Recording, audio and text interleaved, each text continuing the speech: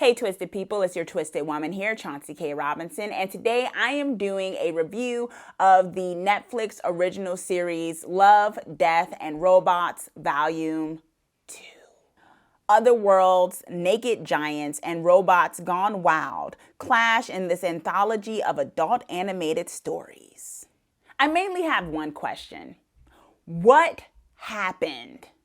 The second installment of Love, Death, and Robots is a letdown from the first volume. The pretty visuals can't necessarily cover up the lack of compelling storytelling in a good amount of the shorts.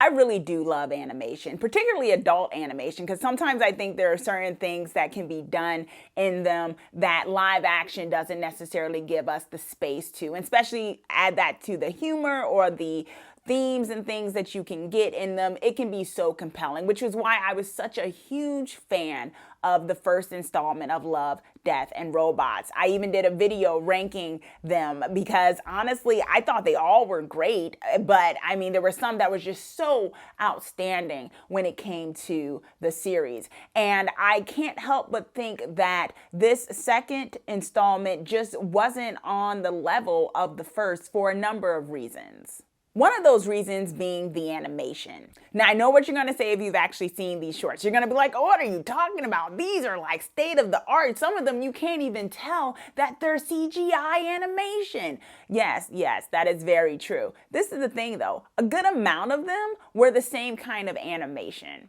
Like, it just felt like a good amount of them had the same kind of almost kind of real live action, but it's not kind of vibe to them. And while that's a cool kind of aspect to have, and there were a few of those in the first installment, I felt like my main gripe with the second volume was that there was a lack of diverse animation. There was a lack of variety.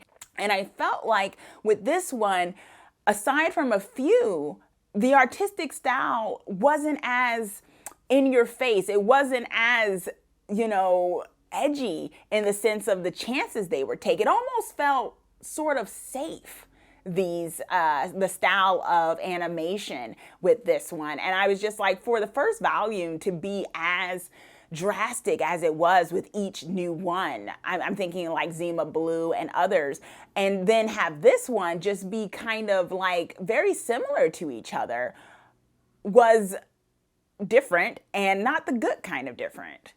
I think the storytelling was the biggest negative though with some of these. I think in, looking at the synopsis of some of the episodes, I got a sense of what they were trying to convey once I read the synopsis of the episodes. But in actually watching the episode, I was like, if I had not read the synopsis of this episode, some of this stuff would not show through. Some of these things wouldn't be as deep as they were trying to explain them to be. And once again, I have to compare this to the first volume, because one of the great things about the first volume, everything wasn't super deep necessarily. There were some moments that were just kind of, lighthearted, kind of shallow, all about the glitz.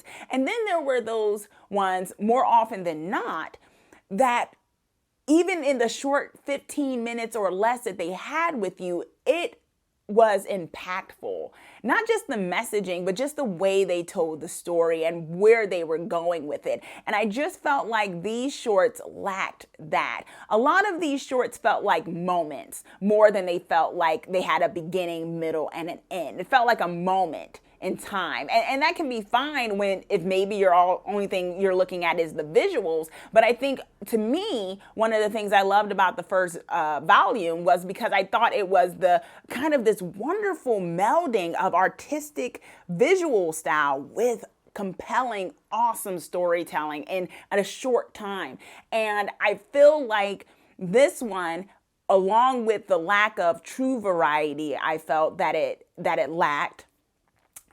With the visual look of it, it also lacked the plotting and the storylines with it. Some just felt like there was nothing there. Some plot lines were just like, oh, okay, that's it.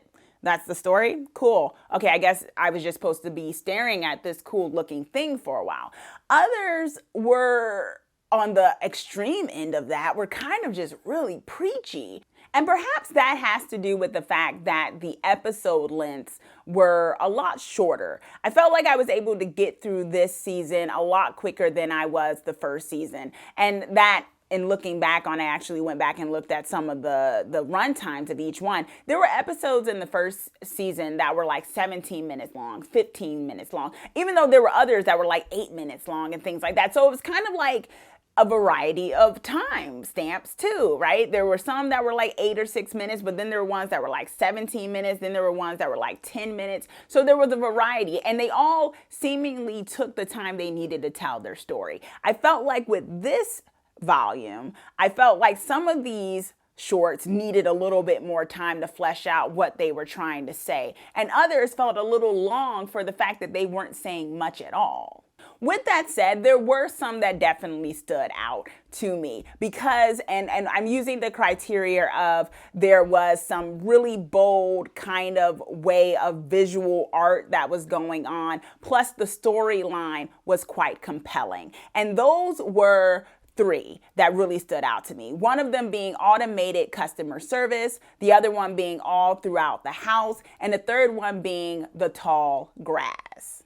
Now, I say all of this with tough love because I have seen what Love, Death, and Robots can do when they curate such awesome stories and do compelling, bold, artistic visualization of those stories. We saw that in the first installment. And I do know from at the time of this filming that there's supposed to be a third one. And I just hope the next batch has a little bit more variety, a lot more compelling storylines, and it gives itself the space with the timestamps to tell a fleshed out story. Because I just felt like this season really was not doing any of those 3 things in a compelling way, which really felt like a letdown. My final twisted grade for Love, Death, and Robots Season 2 is a C-.